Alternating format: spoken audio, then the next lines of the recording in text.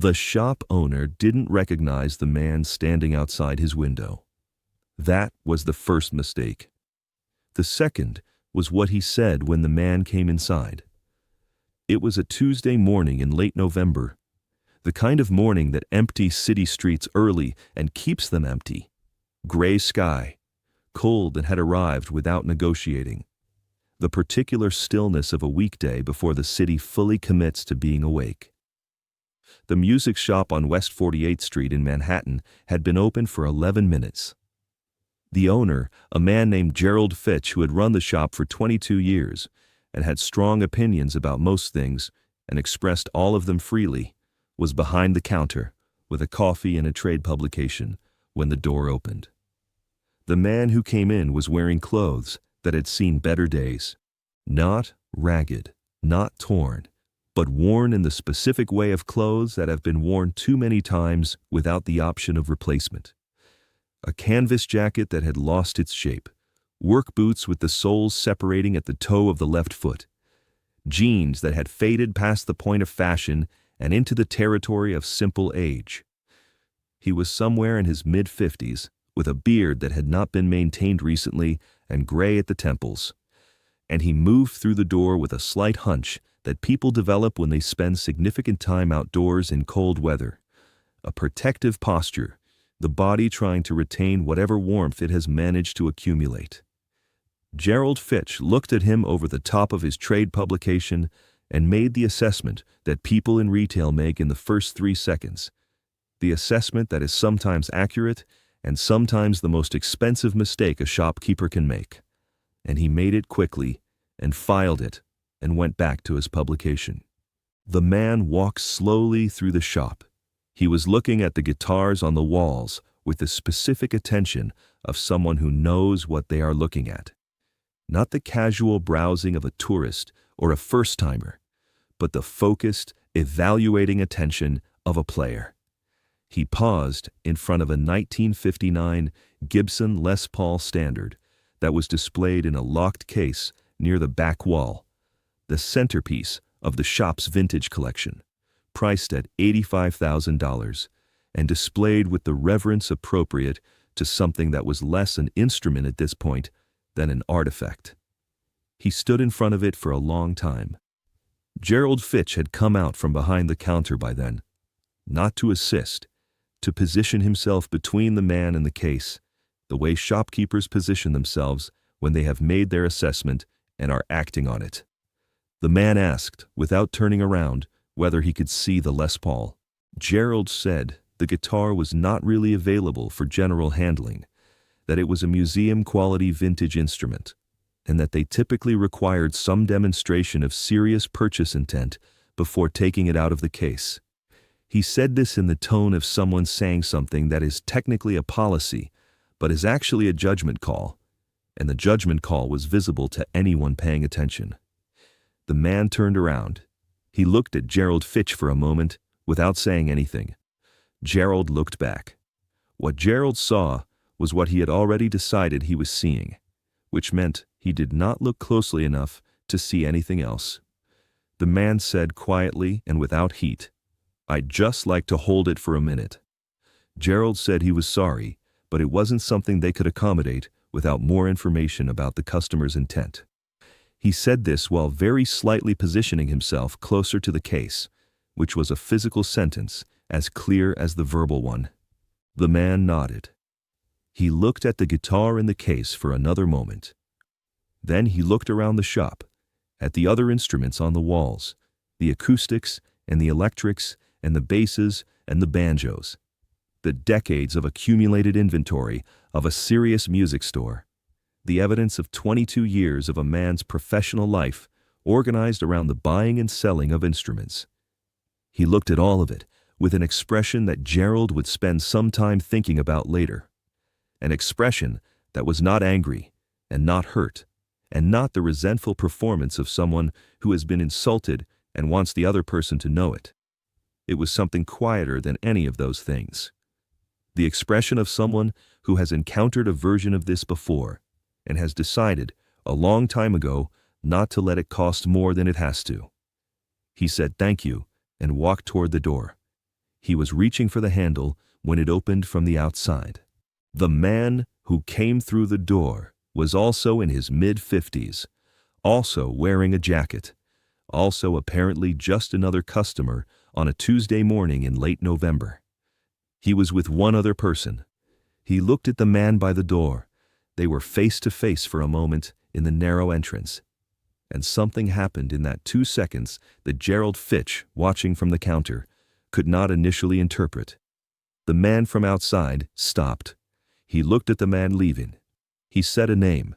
The man leaving stopped. He turned. For a moment, they looked at each other in the doorway of the shop, and Gerald Fitch watched this and still did not understand what he was watching. Then the man who had just arrived said to the man who had been about to leave, "Were you just in here?" The man said, "Yes." "Did they let you play anything?" A pause. "No." The man who had just arrived looked across the shop at Gerald Fitch. It was not a threatening look. It was not performed. It was simply direct. The look of someone who has just received information and is deciding what to do with it. Gerald Fitch recognized him at that moment. Not from a gradual assembly of features, but all at once. The way recognition works when it has been delayed. A sudden collapse of the distance between the person in front of you and the person you know from every magazine cover and concert poster and television screen you have encountered over the past 30 years. Bruce Springsteen was standing in his doorway. The man he had declined to show the guitar to was still standing next to him. Gerald opened his mouth. Springsteen held up one hand, not dramatically, just a gesture that said, "Give me a moment," and turned back to the man beside him. He said, "What did you want to play?" The man looked at the case at the back of the shop, the Les Paul. Springsteen looked at Gerald. Gerald had the case open in 45 seconds. He carried the guitar to the front of the shop himself. He set it on the counter. He said nothing because there was nothing that could be said that would not make the situation worse. And he had understood this immediately and completely. The man picked up the guitar. What happened when he played it is the part of this story that everyone who has heard it secondhand asks about. And the answer is both simple and not simple. He played it the way people play guitars they have known a long time, with a familiarity that went beyond technical skill into something more like reunion, the specific ease of a player and an instrument that have the same language. He played for about 3 minutes, moving through something that wasn't quite a song and wasn't quite improvisation, but was somewhere between them.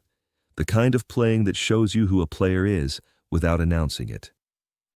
Gerald Fitch stood behind his counter and listened and understood, as clearly as he had understood anything in 22 years of running a music shop, that the man playing his $85,000 guitar was one of the finest players who had ever held an instrument in this room.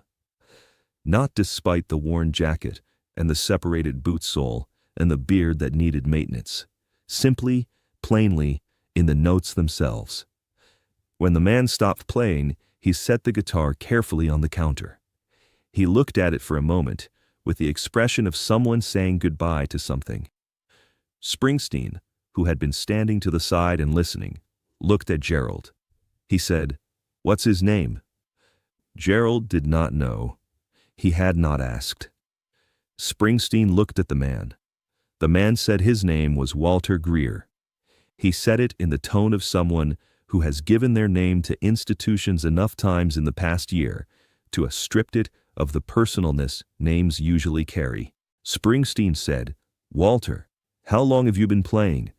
Walter Greer said, 40 years. He said he had played in bands through his 30s, had done session work, had taught lessons for a while.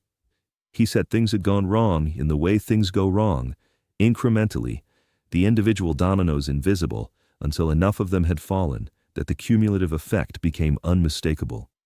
He said he had been on the street for 14 months. He said the last guitar he had owned had been sold 2 years ago when he needed the money for something more immediate than music.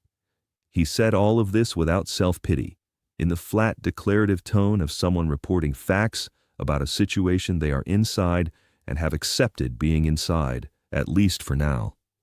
Springsteen listened to all of it. Then he said, "What would you play if you had one?" He said he would play the things he always played.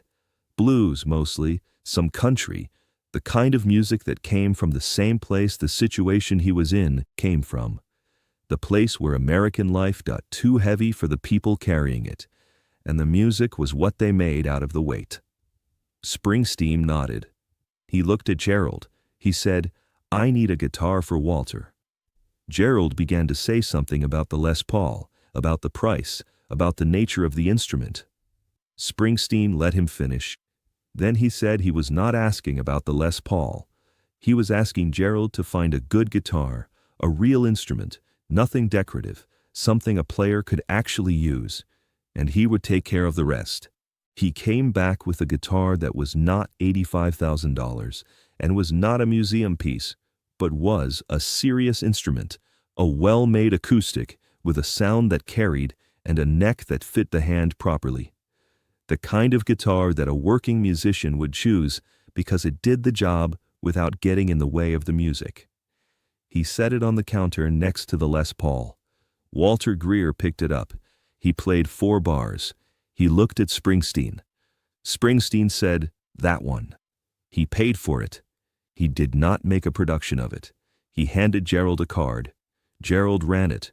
The transaction happened in the ordinary way that transactions happen in music shops on Tuesday mornings. Except that it was not ordinary at all, and everyone in the room understood that, and no one said so.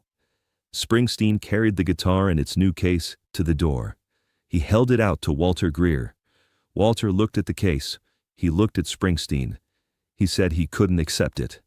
Springsteen said, "You already played it for 3 minutes, and it was the best thing that's happened in this shop in a long time. You've already earned it." Walter Greer took the case. They stood in the doorway for a moment. Springsteen said something to him that Gerald, behind the counter, could not hear. Walter listened. He nodded in the specific way that people nod when they are receiving something they needed and did not expect to receive. Then Springsteen went back into the shop, and Walter Greer walked out onto West 48th Street with a guitar case in his hand, and the door closed, and the shop was quiet. Gerald Fitch stood behind his counter. He looked at the Les Paul, still out of its case on the counter, $85,000 of history and craft and accumulated value. Then he looked at the door through which Walter Greer had walked out with a guitar that cost considerably less and mattered considerably more. He has told this story 3 times. Once to his wife that evening. Once to a friend who asked why he seemed different when he came home. Once to a journalist from a small music publication who was doing a piece on vintage guitar shops in Manhattan and asked him, as a closing question, whether anything unexpected ever happened in the shop. He said yes. He described what had happened. The journalist asked him what the lesson was, the way journalists ask that question at the end of stories. Gerald thought about it for a long time. He said the lesson was that he had looked at a man for 3 seconds and decided what he was, and that the 3 seconds had been wrong in every direction. Wrong about the man's relationship to money, wrong about his relationship to music, and most significantly, wrong about what he deserved to hold in his hands for 3 minutes on a Tuesday morning. He said he thought about it every time a new customer walked through the door. He said he had not made the same mistake again. Walter Greer was seen 6 weeks after that Tuesday morning playing outside a coffee shop on 8th Avenue. He had a case open in front of him, and he was playing the blues, the kind of music that comes from the place where American life gets heavy. And the people walking past were stopping, and the case was filling, and he was playing with his eyes closed in the way that players play when they are so far inside the music that the room around them temporarily stops registering. Nobody who stopped to listen knew where the guitar came from. Nobody needed to. The music was its own explanation. If this story reached you today, share it with someone who needs a reminder that what a person deserves has nothing to do with what they're wearing. And if someone ever saw past the surface to something real in you, tell us about it in the comments.